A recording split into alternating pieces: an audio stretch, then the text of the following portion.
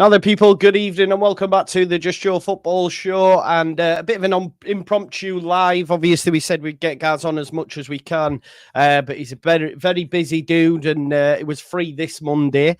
And I thought Lockie could join us as well because Lockie was too busy over the weekend. He couldn't get involved in the post-match or the final word. So I wanted to get his thoughts on the current situation at Leeds United and what we're going to be... Look at it. What are you waffling? We got beat by Burnley. We're not undefeated. Right, okay, so you see that question mark. What do you think that question mark means? Like, I implore you to go back and think, right, if he's asking a question, what does he probably mean? Does he think maybe in the future could we remain undefeated? So before you start coming for me, go learn your native language, please, Neville Longbottom. Anyway, let's say hello to people. Guys, how have you been, man? Are you good? I'm good, Joe. Yeah, I like the shooting from the hip, mate. I like slightly hangry, Joe. It's my favourite. Yeah, all good, mate. Yeah, I've just come out of a killer spin session. Don't judge me. We miss it. So is that why you're red? Yeah, that's why I'm red, mate. Yeah. Yeah, I was hanging out. So yeah, got to get rid of the naughty weekend out my system. So, but yeah, other than that, mate, all good. Thank you. Good. Are you like me then? Do you stay red for a good hour and a half or something after? Like I stay red for ages, man. Mate, back in there before when I still played football, I only had to look at a pitch and I was sweating. Like remember when Zidane were in his prime? He always had a big massive sweat patch. I was like that, but without the skill. You do yourself a disservice, man. You do yourself a disservice. Lockie, you were away as well. You were busy this weekend. How was your night out? Are you also feeling it? No, it wasn't. I only had two-siders. We played there. We went to like one of them sports bars where you've got like bowling and stuff like that. We went there. Yeah. Not seen my friends in a while, so obviously living away from them. So yeah, it was good. Good evening, mate. And honestly, if Leeds had lost, it wouldn't have been good. One of them, but Leeds won. I thought, finally a good weekend where everything goes your way. So I had a good time, mate. It was nice. Do you know what? There's I don't know if any of you have had a go at this, but there's a new Ninja Warrior opened up in Middlesbrough. Have you had a go? Like I was thinking, that one, but a similar one. Brutal, mate. Brutal. Are they bad? Is it pointless me going because I'm so unfit? Like I was like, no, it's not about being fit, mate. I feel like you need to condition yourself. Like we went to the one in Sheffield at kids, and like you turn up and you feel like you're like Spider-Man for the first 10 minutes, and then just like silly things like your hands fall off, like you can't grip stuff anymore because you just get blisters all over, and yeah, man, it's hard. And then you end up like drop kicking some 5-year-old when you're trying to do from some swing bar things. So, mate, there's another one at Birstall, Tag X. That's a more friendly version of Ninja Warrior.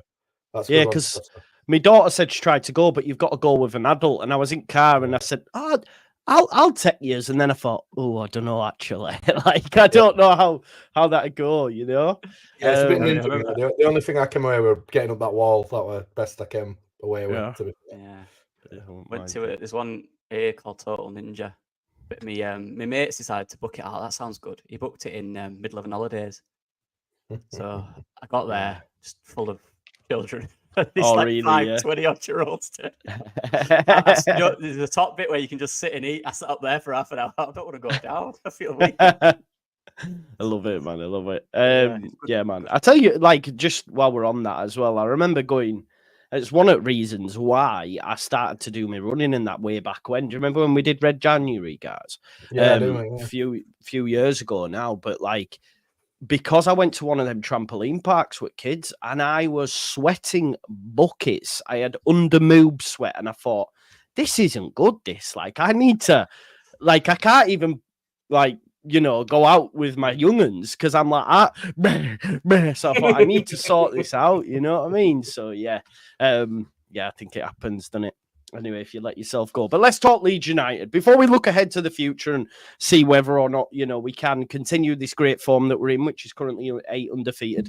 Let's just get your takes on Bristol City and Plymouth. I'll come to you, Gaz. Obviously, it was a tale of two games, really. One we were a bit meh, and then this one we just looked scintillating. Yeah, agreed, mate. Bristol, I think that's the best way of summing it up a bit, meh. I mean, the difference to previous games is that we did have chances to win it. We just didn't appear to be firing on all cylinders. And in a season like we have in Championship, where 40-odd games, it's understandable that, you know, we're going to be off at boil for some of them. But then, you know, what you want to see from your side is that they put things right, and they came away disappointed from Bristol, and they definitely put it right on Saturday. And I think a lot of the criticisms labelled towards Farker in previous times around not being able to break teams down who come and sit in, I think we proved on Saturday that we probably found a way. But a little bit as well, like, I don't want to sort of piss on anybody's parade, but a little bit of me wonders if we'd have still kept Ampadu and Grue fit, if we still might have been seeing the same problems. We've almost become a bit more attacking by necessity as opposed to design. I mean, Rothwell and Tanaka have made an unbelievable difference to this team in terms of the front foot ability and their ability to progress the ball, and, you know, and even just driving into them spaces to commit people to then create space for other players. I mean, again, I'm not labeling a criticism. It's a good thing, but yeah, I mean, Saturday I thought we were top class. Yeah, makes a great point there, doesn't he, Lockie, in terms of the midfield. I've mentioned it on a couple of streams myself, like the speed in which Tanaka moves it, the whenever Rothwell sees space, he runs into it, which is so different to that other midfield pairing. Yeah, I think the others kind of, and they did pass it forward. It's not that they never did, but they were very, I'll pass it to the side before, you know, take them risks. Whereas these guys are tuned differently. These guys, you know, they almost try every single pass forward, and if it isn't on and they go sideways, they look annoyed that it went sideways, and they go, right, give me it back, we'll try again. And they're almost forcing it at times, but it works because there's options. And I love that. We missed that massively last year, I think, didn't we, from midfield, that real forward movement. But yeah, it's great to see. It really is great to see, and they're getting it right. I still believe, you know, I saw you earlier, Joe. Ampadu is still getting underrated a bit from what he brings, and there will be times in the season. Remember how long this season is. There will be times we'll miss him, and we'll go, "Oh, I wish Ampadu was in there," because his reading of the game, you know, them runners that come off midfield and find them spaces. He just reads them all the time. He's so good at that. Ampadu, just following runners and all that. We'll miss that at times. We will, but that's the sacrifice, as Gaz said, on the ball going forward. We look a different animal. The amount of chances and times we quickly go from midfield to attack because of a quick decision from one of them two is something we've not seen in a long time. So I'm absolutely buzzing at the moment. The game was great. I really enjoyed it. You know what? Genuinely, I've said I've been bored this season at times. I actually weren't that bothered because I was we were that comfortable. You almost see when we do that, teams come into it a bit more, but they kind of didn't. So it was kind of impressive to me how we can drop, but the team don't come into it, and that's just utter control. And then Guilavogui came on, so that gave me something to kind of watch for the last 20 minutes to see how he came on. And then obviously the young lads came on as well, so it kind of made me feel a bit better about the half, I think. You know what I mean? So yeah, I didn't mind the game at all, mate. Utterly dominant. We were utterly dominant. They were bad, though, obviously. They were bad. And, guys, I don't know how you feel about this, but I sort of expected the second half to go as it did. I thought we might get another, but I'm not expecting us to go out and blow another 3 down. You know what I mean? I just think with Farker, this is what we're going to get. We know under Bielsa, for example, we'd have gone and got 6. You know, we'd have gone to the 98th minute. You know what I mean? But with Farker, it is a little bit risk averse, and but I'm okay with it, guys. I'm very much thinking, well, listen, if it's going to conserve energy for us through the course of the season and get us promoted, I'm totally fine with it, you know? Yeah, no, I totally agree, mate. I think a long old season, and at times we're going to have to, you know, play the long game rather than the short game. And it'd have been nice to go out for the fans on Saturday and put another 4 past Plymouth, but they did change the shape. They tried to match us up to make it more difficult for us. So, you know, maybe we can sort of credit the players on the pitch to realise that it weren't there. So they didn't try and overplay to get more, and then potentially, you know, we become a bit stretched. I thought we were just in control proven in the stats, in control for 90 minutes, 90 plus minutes. And I think that's important. And I mean, they had an XG of 0.00, I think, didn't they? So they weren't expected to score a single goal. And yeah, you know, you can't ask for much more, to be fair. Come the end of the season, if we're up there and we get promoted, it'll not be talked about as to whether we should have scored 5 against Plymouth or we only scored 3. You know, I think the problem we've got, mate, is that it's such a tough gig to follow the excitement that we had watching Marcelo. And I'll be honest, I don't really watch Premier League football. I find it monotonous. I find it boring. I find it too safe. I find the pundits irritating. I find even the commentators, the production of it. Sky's production of Premier League football and the way it delivers it is poor. The way that everything about it is poor. I find it so boring, and I think that they always talked about Bielsa's widows, and I think ultimately we're all tainted by we've watched that electric front foot football, and don't get me wrong, it came back to kick us in the arse sometimes, and maybe this style of playing is more what normal football's like. Probably. Trying to control games, beating teams, and making sure you don't get beat. So. I don't know, mate. You can't say any more than how dominant we were on Saturday. Yeah, this team now from since we've lost to Burnley, even before that, to be fair, we were good. Since then, though, this is more of the team that Farke had at Norwich. They look very similar. And I looked at something the other day, Joe, because you said on your stream about that they used to blow teams away in Norwich 4-5. They didn't. I had a look and I was shocked too. So I was looking, I've got them here. This is from the 18-19 season. Looking at the results, 2-1 win, 2-1 win, 2-2 draw. There's a 4-0 there, but a 1-0, 2-1, 3-2, 1-0, 3-1. So, and again, going on to the 2021 season, again, they had a 7-0 win against Huddersfield in there, which we love to see. But again, you're looking at a 2-1, 3-1, 2-0, 1-0, 2-1, 2-1, 2-1. So, again, there's 3 or 4 4-0s in there, but generally speaking, I think Farke's really big on control. He loves it. He loves having control of the game. So if you're 3-0 up for him, he just wants to see how we can control it. I think that's what he loves. And that Norwich team, especially the 2021 season, obviously that went up, was really good in that. They just controlled every game. Just so good. They didn't always win 3-4-0. They won 2-1, 1-0, but they won. And they always had enough. And they had a solid foundation like we do now with our defence, which is a joke, by the way. Really, really good. So for me, again, you mentioned Burnley earlier on. 1 loss this season in the league. That's it. That's change a few of them draws, a few of them little decisions, be a bit more clinical in our decision making. And that defensive fundamental that we've got there will be the thing that will take us up.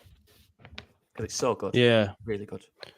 We just look from a defensive standpoint, guys. We look like, well, in the last 4 games, there's been 3 shots on target, and they all came in the Watford game. So we played Sheffield United, we played, decent level teams. Obviously, Plymouth not so much, but to go through 4 games of football and only concede 3 shots on target it's insane, isn't it, guys? Like, that's mental. Yeah, yeah, it is, and we had that run last year as well where we were fairly solid, but you look at the different level that Firpo's got to both defensively and offensively this year. And I think for me, the Rodon and Strauch both read the game so well. They can see player building up, and I think also with even with Ampadu and Gruev in there as well, I think the legs in midfield make it so much easier as well. And we do see players making them recovery runs to try and get back and help, but. I know he didn't play on Saturday, but I think Bogle's got a little bit better as well, 1v1 defending, and yeah, I mean, we're not talking about Melee again after that mistake at Sunderland, mainly because he's had nothing to do since. He's not under the microscope, and the time we have seen him under the microscope a little bit down at Bristol, he came and collected every ball under pressure. Sometimes to the point of me like cringing a bit, thinking he's going to flap at this or he's going to try and punch it, and he didn't. He came and collected it, so. Yeah, like we said, I can't criticize. I think they've been excellent. The back 4, back 5, even the back, the back 4 and 5 with the 2 in front as well. Even though they're more attack-minded players, they do the fair bit of getting back and relieving pressure as well. Yeah, it's insane. I mean, it's the way in which we, as well, obviously fundamentally have been unbelievable at the back. Every time the ball goes near Pascal Strauch's head, he wins it. I think we've seen in the past, especially in the Premier League, the amount of times we'd lose headers to strikers. It was endless, wasn't it? The ball would go long, we'd lose that first ball, and then they'd win the second. Now, we win the first ball, and if it's a free ball, we win the second. We win it back so quick.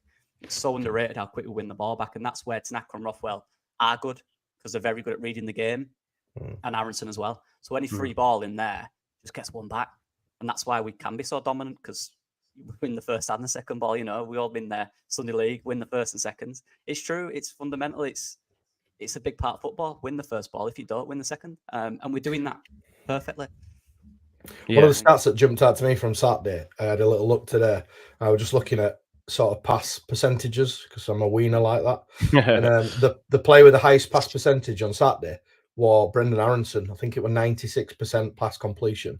Now, for a player who's playing between the lines in the 10, that's a pretty impressive return.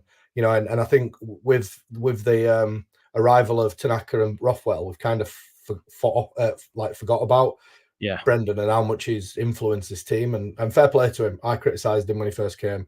I felt like he were a bit of a fanny who got brushed off at ball far too easy. But I think he's definitely, you know, putting it right, in my opinion. And 96% playing as a 10 pass completion is pretty impressive for me. Yeah, it's insane numbers, and he's really proven. I say proving a lot of us wrong, but maybe that's not the right wording. But he's showing us his worth. Now, of course, if we get promoted, it's a totally different level. But he's come in and yeah, really, really showed up. So I'm really grateful of that, because he looks great there. And I think without him in that 10, especially with Pirro up top, we would look so like poorer. I think, if that's a word. He's doing, for me, Joe, he's doing exactly what he needs to. I think someone that obviously got criticism, and rightfully so. You know, he left in a situation where we could have done with him last year, definitely. And he's come back in. He had one interview, didn't he, at the start? He said what he said. That's it. Hard work. There no rumours after that. All finished. Worked hard pre-season. And now he's doing everything for the team. He's contributing to goals. Yes, could get more. Could be more clear on the ball at times. We know all that. But fundamentally, again, he's just doing everything the manager requires of him, I think. And I can't disparage that. That's what you want every player to be like, really. Good to see. I'm happy for him. I genuinely am. Like, he's come through a tough period, some of it caused by himself, and he's doing what you want him to do as a fan, don't you? You want him to just show that he wants to be here, and he is doing 100%. So, with a view to the future, obviously we can wax lyrical on how well Leeds are playing, and I think a lot now. Whenever within the fan base, we're hypercritical. Whenever you listen to content outside of that, not the top 20, second tier, maybe not them, because they love just having a go at Leeds for the clicks, but Benjamin Bloom, all these other creators, whenever I listen to them, championship checking podcasts, whatever you like, they're all praising Leeds no end, as though like we are just far and above the best side in the division, just due to that control that we've just been talking about, the fact that no one can seem to create chances against us. You know, we're winning games, we're unbeaten in 8. So I just wanted to have a conversation tonight just to see how realistic it is, or how long can this run go on for, because it's not wild, because we went 13 games unbeaten last year at the turn of the year. From January, I think it was 13, wasn't it? How is it conceivable that this could continue? And do you see, lads, Leeds United being the team that breaks away? I know Sunderland are 3 points ahead of us at this moment in time, but you know, with game week 13, will that look the same in game week 18 in 5 games time? So I just wanted to get your thoughts on that, Gaz. Well, I'll come to you, and while I do that, mate, I'll share the fixtures for the month. So this is what we've got coming up. You can't see that there. Let me just make there we go. So we've got Millwall, QPR, Swansea away, Luton at home, and then away at Blackburn. What do you think to what I've just said there about Leeds being the team that run away and obviously you know, going unbeaten, because you know we're already 8 games, which is a decent run.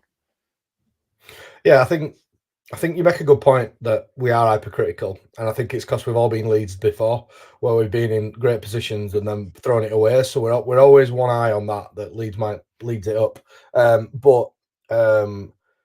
Mate, I said this on, I don't know if it was your podcast or I did Danny Mountain's the other week.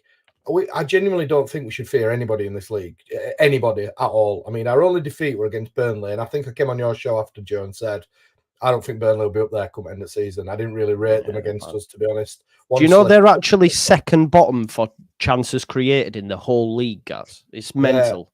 I just said I didn't fancy them, and I genuinely think we should go into every game, including Millwall on Wednesday, fearing nobody. Genuinely feel that way. And is it conceivable to go completely unbeaten for the rest of the season? I'm not so sure, but that just comes from having been in Championship for many years, where there's always a wild card. There's always a random result. There's always somebody who will shithouses, for want of a better phrase, come to Ellen Road, score early, and then camp out, and we struggle to break them down. But I do think that based on what we've seen so far, there's absolutely no reason at all why we couldn't be that team. The difference between us and Sunderland is, what have Sunderland got behind the curtain when their first 11's not available? Have they got the players to keep them going at the level when they miss 3 of the best players or 4 of the best players, or they get a long-term injury or anything like that? I think that's the key for me. Yeah, I think as well, like Lockie, Joe Bellingham being out now for 3 games, having got sent off, that'll really show us something, won't it, to see, because he's been a bit of a stalwart for them this season, to be fair to him. I don't think he's nowhere near as good as what the outside, those that actually don't watch Championship football think he is. They think he's Jude 2.0, but he's definitely not. But yeah, what do you reckon, mate? Yeah, I mean, it's going to be, looking at them fixtures, like Gaz is right. You don't fear anyone, but you fear us being us. And when I say that, I mean just historically. I know we are a different team now, aren't we? But we can't get rid of that fully because it's ingrained. We can't. It's ingrained in us. Everyone else outside, like you said, is literally saying we're by far the best team in the league, and we're going, well, yeah, we are, but so I don't know. It could last 20 games. It could last till Millwall. That depends on us. It's all about us. Right, you're right, Joe. It's on us. Do we turn up? Yeah, if we turn up, even 80% of what we can, we win every game. But even like the teams like Burnley that dominated Bielsa's team, even Leicester last year, still lose 7, 8, 9 games a season. It does happen. Yeah, you can be utterly dominant. We know we've been in games where we've had ridiculous everything and lost 1-0, 2-1. It happens. Is what it is. So that will happen this year. It will, and that's fine. That's football. But if we continue what we're doing, we're game 14 now, and we've lost 1 in the league. And come on, we probably should have won that game. We look very good. How long will it last? I think it might be a matter of, it might not last so long, but I think we could go on. If we do lose, I do believe after that, we'll go on another good run of 8, 9 without losing. Do you know what I mean? It might be a bit like that. Which is fine by me. So you don't see this team losing 2, 3 on the spin. I just can't see it. And I think a lot of that's defensively because we don't give chances up. So realistically, if we concede maybe 1 a game, I'd back us to score more than 1 a game type of thing. So, and we're not conceding any at the moment, really. And that's a great base. You could win every game. We could win every game 1-0 this season based on how good we've been defensively, right? That's kind of the thinking. So we don't need 5, 6 or 2, 3 to win a game. We might just need 1 at times. And we're capable of doing that because we have so much control. But I back us. I do. I'm really confident with us right now. I've said this all year, Joe. Them last 15 games are where stuff goes a bit weird for some football teams. Even for Leicester, didn't it? For a period, they had a bit last year where it went a bit off. That will happen. We'll have a bit of a run. Maybe we'll get 3 or 4 draws, a few losses. But we look very good. And at the moment, I'm backing us to get out of them runs and carry up the top. So we'll see. It's mad because I'm just looking, obviously, because I heard this on the Not the Top 20 podcast. They made a comparisons with that Burnley team that got 101 points that season. And you can see there, like, they were 3rd at this point with 22 points, having only lost 1 like us, but just drawn 7 draws. Obviously, I think we've drawn 5. Do you know what's quite interesting as well? When you actually look at last season, just to show you how wild that was, Leicester had 36 points at this stage. Which is insane, isn't it, really, when you think about it? 32 is a bit wild, isn't it? Yeah. And we were on 22, 10 behind. So, yeah, it's wild. Do you know, like, before Wednesday's game against Millwall, I was quite confident, but I hadn't actually done my research on Millwall. And then having a look now, they're unbeaten in 5. They've got Neil Harris. whenever they score first, they win games. They've won 1-0, 0-0, 1-0, all this sort of stuff. So I'm a little bit worried about that game, in all honesty. Like, if they score first, I think it could be a tough game for Leeds United. Guys, what do you reckon going down to London on a Wednesday night? Neil Harris, if anyone's going to shithouse us as well, it'll be him, won't it? Yeah, there's every chance, but like I said last time, I don't think we should fear anybody. I think we should go down there and play the way we play and stamp our authority on it. And yes, Millwall are one of them teams, and I've not looked into it myself, Joe, and I can't say I've paid overly amount of attention to Millwall, but I'm sure they've probably got a unit up top who they fucking shank it up to and try and play off him. And I'm sure they've got shit out in midfield, and I'm sure they've got two gigantic centre halves who they're trying. Jake Cooper, he's got like 4 goals, mate, this season. Yeah, and like I know that from just Neil Harrison and Millwall really, but again, I just feel that if we get down there, get our foot on the ball, and stamp our authority on the game like we have done, I think we can starve them of any mistakes. We're gonna have to for 10 minutes ride that crowd. If we score early, it'll be a completely different game because they will. The fans have already got the monk on because they're having a light show, so they've already got shit on about that. So if we score first down there, we'll travel in numbers again. It'll be loud. I don't fear anybody, and I think we've got a lot of experience in this team now. There's a lot of players there who've been to Millwall before. Your nicer players, if you like. And people will point at Tanaka. Tanaka's not been to Millwall. I'm not being funny. He played at World Cup. I'm sure he's had shit. I'm sure he's had people in his ear. It'll not bother him. So I think with the defence that we've got, I think Bogle probably will come back in after his ban. And I just see us beating them again, I'll be honest. Just got to ride that first 10, 15, maybe 20 minutes because they're going to be in his faces. They're going to be kicking people up in air. The front row of the stand will be spitting at people and all that stuff that they 100%. Normally do to put them off. They'll be screaming and shouting them as they get off the coach, all that type of stuff. But, we've pretty much got a team, at the moment that's starting that have all been here. Dan James has been here. Pirro's been here umpteen times. Rodon, Strauch, even Melier. Ben Rothwell will have been at Millwall umpteen times. You look at the team, there's only really Tanaka and Aaronson, to my knowledge, that I can think of, who've not been to Millwall before. It'll not be a surprise to any of them. Yeah. He's been talking, Lockie, and after the win against Burnley, saying, they'll know what to expect coming to the Den. It's a tough game for them. We know the atmosphere is going to be electric. I told the players, this is after they beat Burnley 1-0. He said, I told the players this was your warm-up for Wednesday night. Enjoy it. Don't live off it. We're back in the training ground tomorrow preparing for Wednesday. He actually has gone on to say that we've not come across a championship team so far that are better than us, he said. What a penis. The seventh in the league. Seventh in the league. Yeah, which to be fair, I didn't expect until they've won last 3, drawn 2 before that, beat 1-0 every game, and I think it stretches back to February when they score first. They've won 16 and drawn 3, so they're very much get in front, set pieces, and then Well, it'll be a tough game in the sense that, like you said, you've got them set pieces. So you could give them one corner in the game, and that could be the only chancing. That could be a goal. That's a bit of a. We've not really been tested that much from set pieces. I feel like everyone's been quite poor this year. I don't know why that is. Do you know what I mean? We've not really conceded any, have we? But so that will be a test. And exactly how they're going to play. You know what they're going to do. Play for fouls, intensity. It's funny. I watched the first half of that Burnley game, which, to be fair, they won. But we're half empty, so it'll be interesting when it's full for Leeds United. Like the manager said there about the atmosphere. It weren't there for Burnley, but it will be there for Leeds, and that's what you can expect. And just on Tanaka as well. Now, I haven't played at the Den, but that guy played at Hamburg away in Bundesliga 2, which is more intimidating, I'd say. Ultras everywhere, really close at pitch, flares going off. He won't be bothered. It won't bother him. He'll find it cute. So, not bothered. Yeah, it's on cute. The mentality of the players now. Watch him get absolutely schooled. It's on the mentality of the players now, though. It will be intense. It will be a tough environment. But if we want to win the league, teams are going to try to do that.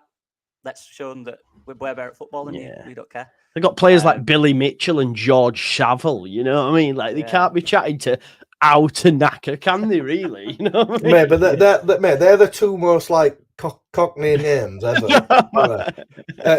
Neil, what do you want from your signing? Somebody with a Cockney name, please.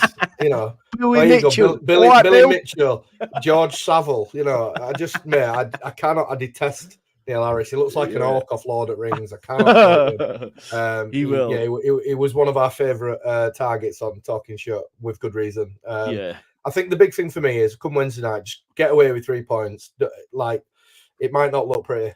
It might be, you know, a counter with Nonto's pace or James's pace. It might not look amazing.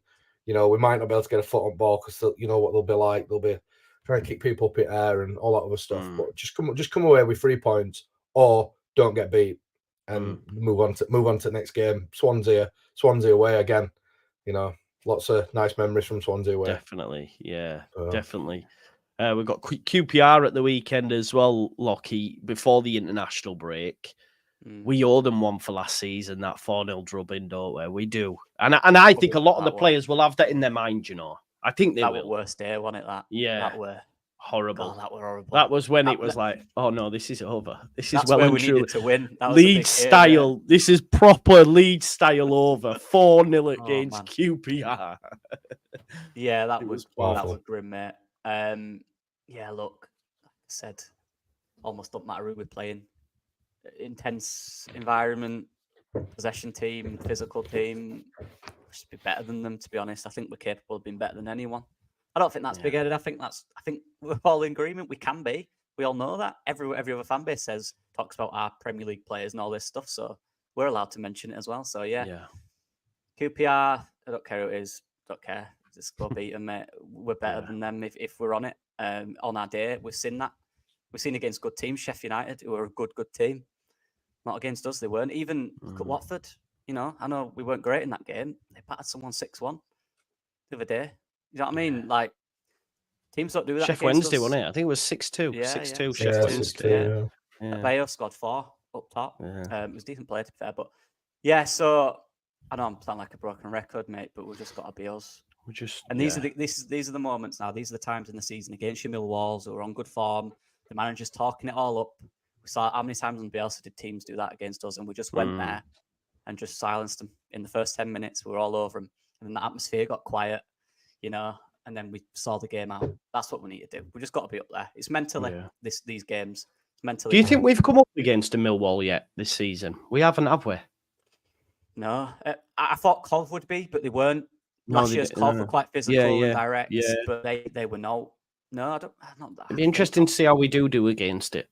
Like, but I do think, like you were saying earlier, guys, with that midfield pairing, we're better suited for this game with them two in there. I think. Rothwell will like a scrap as well. He's not bothered, is he? Rothwell. No. It's funny you said that. I read the interview with, I think Tony Mowbray did a piece with Graham Smith, and he actually said that he's not that type of player. Rothwell says he don't really like a footing, not really bothered for a tackle. He's more of your likes to get it, carry it. He's not, you know. So he said, like, when he went to Southampton, I think they were kind of playing him as a holder, and he said it didn't kind of suit him. He's not that type of player. But what we have seen from Tanaka is he does like a tackle. So I think he will relish it. And you know what? This might be one of them games where we get ahead and actually get to a point where we go, right, we'll bring Guilavogui on. You know, we'll try and show up sharp. And I tell you something, he's a big boy, isn't he? He's a big boy. I was going to ask, let's talk about him. What like he came on and just he seemed to be everywhere in such a short space of time. And I think, experience. Yeah, he's so good and just made like little touches of the ball here and there that took him away from a player or just put his body in at the right time. I was so impressed with him. I think we've got every. Go on, mate. Sorry, mate. I say every loose ball. It's just there. Why is he there? He just reads it. He just reads the game. He's so experienced, and we do lack that. And now we've got him in. You know, when we've got rid of so much, whether they were good enough or not, we've got rid of so much experience in the summer. So much. Ailing, obviously, Dallas retiring. You know, Cooper, all them. You know, even Kamaru's a bit older, and we lack that a bit. But now with him in there, just in the squad, he's brilliant. He's played, he's played for France. He's played in the top tier, Champions League. Yeah. No one can speak to him. Do you know what I mean? He's got that. Yeah, exactly. He's seen, he's done everything. So to bring him on, if someone's not really in the game, or Rafael Tanaka, you've got him coming on. But then it definitely ain't going to bother him. He's played in every environment in the world, hasn't he? So it's a great option to have Guilavogui. And it was neat when he came on. Good game for him to come on, and I think that's good management. A game where he can have that freedom to kind of run around and stuff and enjoy himself.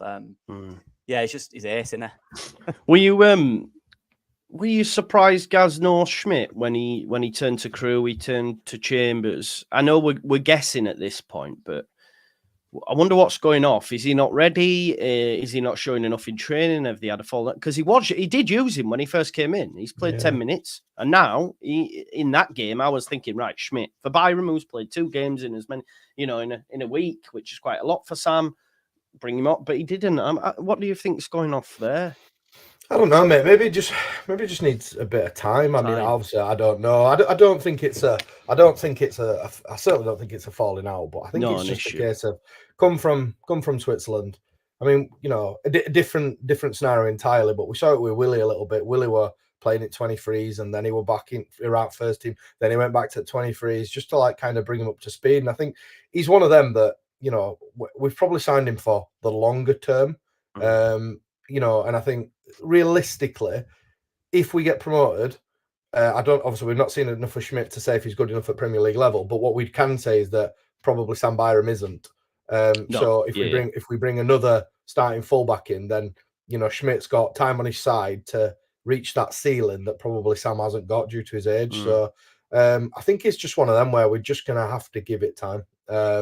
And see how he goes. And there's a lot of, I saw a few tweets on Saturday going on about it, and we should give him a chance and all that type of stuff, which, I understand, but you've got to do right by the player as well. And it's all right chucking him in because he's a shiny new toy, but if he ain't quite ready, if he ain't quite up to speed with the game and the play and all that type of stuff, then you're kind of doing him a disservice by chucking him in at the deep end. I mean, he's had a couple of games, hasn't he? And then he's come back out, not really played in his favoured position in any of them. He came on as a holding midfielder at once and a winger, I think, the other time. So, he's not really had a chance to see him as a fullback. But I think that time will come. He signed a 4-year deal, 3-year deal? Can't remember. It was a few years, mate. Yeah. That time will come. And I think sometimes as fans, we want to see the shiny new things, and we want to, we want to see the new toys, if you like. But ultimately, it's about the team. 4-year deal, mate. 4-year deal. So I get it, but realistically, say one of our fullbacks has a horrendous injury, which God forbid, and I hope that's not the case. But you're looking at a point then where he's got to play then, or potentially he's got to play, because Sam can't play 3 or 4 games up bounce realistically because he just can't hold up to it. So I think it's just a case of time. I mean, I don't think we need to panic about it. I think there's a chance. I think Saturday, probably playing Byram at right back was the sensible option out of the 2. I think so. To be honest, could he have brought him on? Maybe, but we've been so much in control in front. Maybe that was the game to give the young boys the chance and give Guilavogui a taste for Ellen Road and that type of stuff. I don't think it's anything to worry about. That's fair. Yeah, I think Barker's probably, I think it's been a bit too dramatised, isn't it? The whole what's going on. I personally as guys said, I just don't think he's ready yet. I don't think Farker will expect from him because he's a new signing and bought him in for a bit of money. Kind of proving a point by saying, I'm going to bring these lads on. I need more from you. I don't think it's effort. It might just be comfort, new country. People take time to adapt. Some people get in straight away like Tanaka, some don't. That's just the way it is. His time will come, I'm sure it will. And Farker even mentioned in his presser about the 2 lads that came on, Chambers and Crew. And he said at training, they've been putting it in. They've been impressing me. So there's your merit, That's you'll play. Maybe Schmidt's just not at that level yet. Maybe they've been impressing him more and he expects more from Schmidt. That's down to the player to put himself in the conversation. And look, he's played at a decent level. He's played in the Europa League.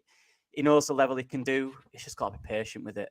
And he signed a 4-year contract. There's no rush for me. I think it's fine. Look at Gruev this year. We didn't see him till January, did we? That was the point I'm going to make. Gruev were exactly in the same boat. We didn't see him, and there were times when he could have brought him on last year and he didn't. I think you're right. Just give him time. Yeah. Well, while we talk on that, another player that's probably been on the end of everyone's lips for a few after these two games has been Manor Solomon. Obviously, this time there. I'm interested to get your thoughts, guys, because these conversations about sending him back and all sorts, which I think is well wide of the mark, to be honest. It's a really difficult one. There's obviously a player in there, isn't there? And when we saw him, I was at the Hull game. I think that was his debut, wasn't it, Hull? He started at Hull, I think, didn't he? And Kyle, yeah, and you looked at it and you saw a Premier League player. He was head and shoulders the best player on the pitch for, not for the full game, but in 20-minute spells, he looked a Premier League player. And then he's got injured, went away with Israel. Then he's got injured. Then he's got injured again. He's been injured a lot. He was a risk when we signed him. I think Farker openly said that in relation to his injury record. But at the minute, you look at it and you go, it's not such a massive issue. I know Large is out at the moment, but Willie and Dan James are doing the business. So this is the beauty of a squad. I don't think we need to be knee-jerk and send him back. There's a player in there, but again, he's going to be another one who it might be a bit of a risk. You know what? We might only get 3 or 4, 5 or 6 games out of him before the January transfer window reopens, and then the clamber will be to send him back and bring someone else in. But then the other clamber around that is your teams who are struggling in Premier League, your Southamptons and your Ipswichs and people like that, they're going to be rattling around looking for players to try and improve their teams to desperately stay in the Premier League, and they're the type of players that we would look to target to get us out of the Championship. And like I know through a friend of a friend, an agent of a pretty high level player who plays for Chelsea, and he said the reality of it is that players just don't want to play in the Championship. And I know that's been said by Angus and all that. So the point I'm trying to make in a really long-winded way is,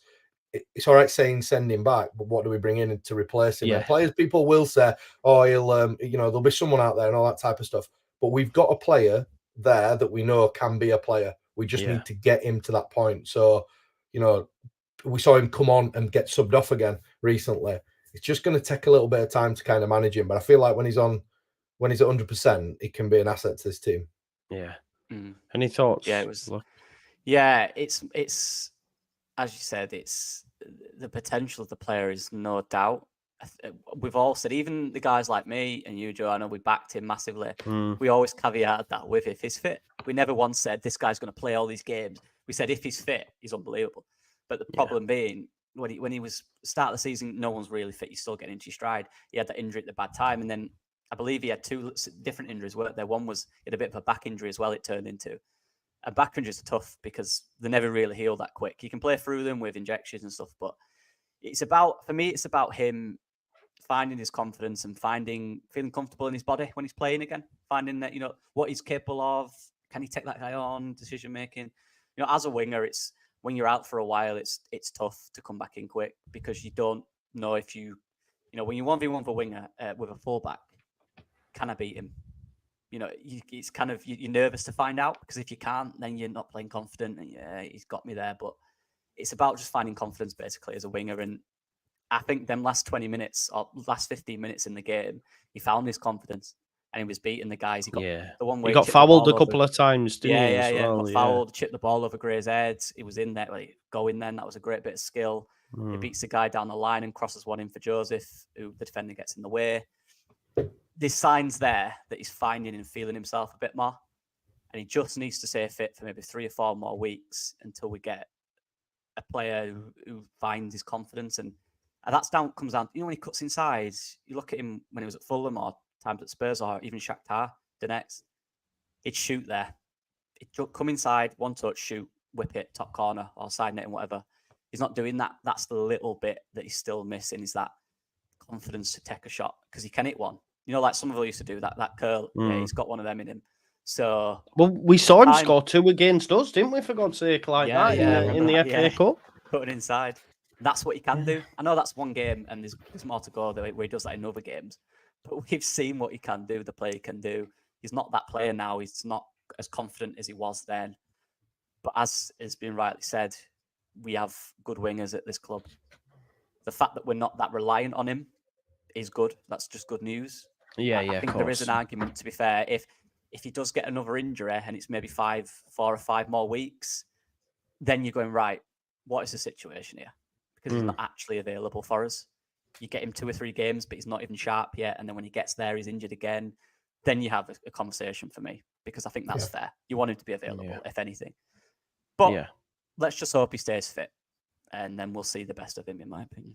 Yeah, exactly. I've got one for you. Go on. Does Patrick Bamford look to move on in January? Would you cash him? No, well, fucking cash him. Would you drive him there? Is the next question. If there was an option to, for sure, guys. But it's all on him, innit? Does he want to stay for his 2 years? I think he might have left. And he's making noises in a roundabout way that he wants to move on. There's been a couple of articles released. Right, okay. You know, saying that he wanted to leave last year and he'll look to leave the end of this year to look for games and all that type of stuff. My personal opinion is, even in the position that we're in, if he wanted to leave in January, I'd let him leave. I really would. At the minute, we cannot seem to keep him fit long enough to have any sort of impact. Yeah. And because we can't keep him fit long enough to have any sort of impact, he doesn't have an impact. And at the minute, when he does come on, he's so rusty because he hasn't played. I'll be honest, it just frustrates me. And that's not for 1 minute saying that he's not done amazing things for us and been, a talisman at times in Premier League. And, that is not by any means saying that he's a terrible player or has been a terrible player. But he isn't giving us anything at the moment other than not being fit. That's true. And I know that's kind of being a bit hypocritical based on what I've said about Solomon, but I feel like the situations are both totally different, to be honest. But it was like he played, he had an adductor, then we hear he's ill. And it's like, his body's broke, I think. I just think his body's broke. Yeah, he needs to go play, he needs to go to the MLS, as daft as it sounds. Something like that. You can see when he comes on, his legs just don't look like they're carrying him very much. Do you know what I mean? He does look like a player who's scared to kind of commit to sprinting. And he probably is. There's probably an aspect of it. All these injuries, you're clearly mentally not sure whether every step's going to be a pull or a tear. Like, he's not the player he used to be. I think he knows that. I think we all know that. The manager probably knows that, hence why he's not putting him in the frame really after the last 10 minutes of the game. But what we do need with that out is Pirot and Joseph to keep performing. Otherwise, say Pirot's goals dry up and Joseph comes back in and he's not quite scoring, then we're looking at a situation where we're going, we need a prolific 9 here. But thankfully right now, whether Joseph or Pirot starting, I know they bring different things. They're both kind of doing all right in there at certain things. So, yeah. But yeah, he's not the player. Where do you stand on the striker shout? Happy with Pirot continuing to lead the line? Yeah, cool. I had a look earlier. I think you mentioned it. I just want to say, I believe it's goals and assists. Every 80 minutes is averaging a goal or assist this season, which is ridiculous. That's very good. And the thing is as well, if they can share the load between them, we don't need Pirot to be scoring 20. We don't need Joseph to be scoring 20.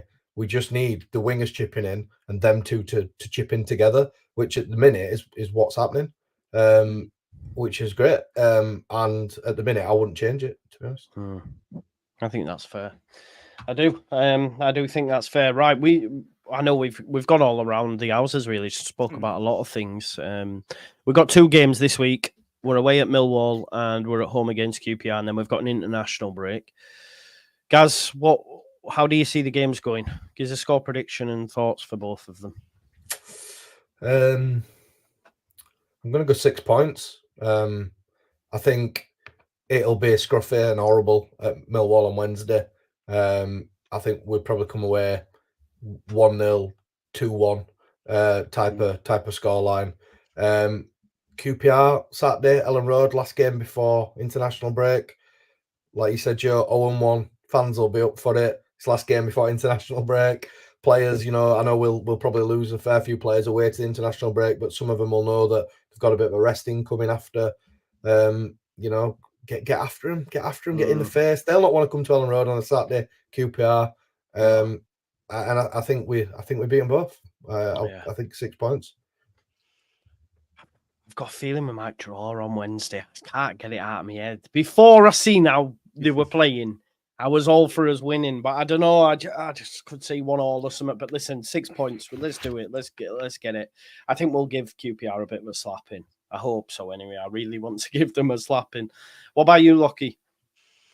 Yeah, I know what you mean on that Millwall game. It's just a little, they're feeling so good, aren't they? But again, we can't, the players, we can as fans, but the players won't think like that. They'll be so confident. To be honest, mate, if we go to Millwall and they bully us a little bit, that'll annoy me. Because I feel like we've got to be better than that. I don't think we can be bullied anymore if we want to go up champions. I think we've got to be serious now. And even in these tough games, like we did on Bielsa in the Championship, we were never bullied, ever. We lost games, obviously, but we were never bullied. So if we pass that test and do our thing, I think we'll be fine. It's that test that I'm worried about. We'll see. This is a big test, definitely, I think. But I am confident because I think we will pass it. And if we don't, that'll annoy me a lot. And then QPR again. Just that loss last year is in my head. I can't get rid of it. But we're not that team anymore. We'll win. Of course we will. We've got to. Last game before international break. Good feeling. Yeah. Let's do it. Mate, sorry, I'm just reading up on Millwall. But one thing that springs out straight away with Millwall is beat Burnley 1-0, beat Swansea 1-0, beat Plymouth 1-0, drew 1-1 with Derby, drew 0-0 with West Brom, lost 1-0 to Cardiff. They haven't scored more than one goal in a game since the 28th of September.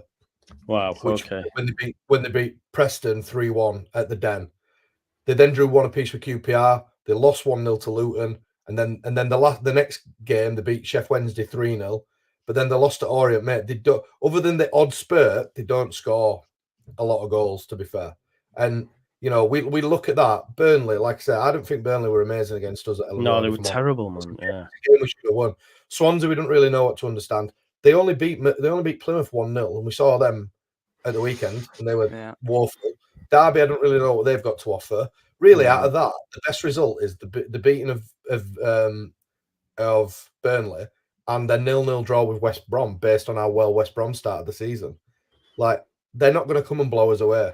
I'm more confident we can score 2 goals in a game than I am that they can score 2 goals in a game. Yeah, that's fair. That is fair.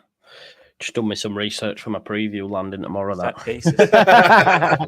did you actually know they haven't scored more than 1 goal? Defend set pieces. We'll do that. We should be all right. Yeah, exactly. Big game for Mez. Big game because Harris will have all of the money. Yeah, he will. Right, I think we'll leave it there, boys. It's nearly 9 o'clock. Thank you both for coming on and giving up your time. Yeah, folks, presser tomorrow lunchtime, preview out in the evening, and then the game's Wednesday. And there is actually a game tomorrow, that I'm going to cover because Bristol City versus Sheffield United. Sheffield United play Bristol City tomorrow, so we'll watch how they get on down at Ashton Gate and see how that goes as well, because Blades fans have started yapping. I had a lad message me, it's going to be a good title race with us. And I was like, what are you on about? I said, you've been nowhere near us. He went, I said, mate, where were you 2 weeks ago when we slapped you up? All of a sudden, you've won 2-1 bounce and you're back in my DM. Go away. Mate, try working in Sheffield for a living. Oh, I can imagine. Gaz, let's finish it on this. I think you should. Everyone misses that. Go on. Do it for us. Right. Thanks, everybody, for listening. And I'll see you there. There you go. I love it. See you there.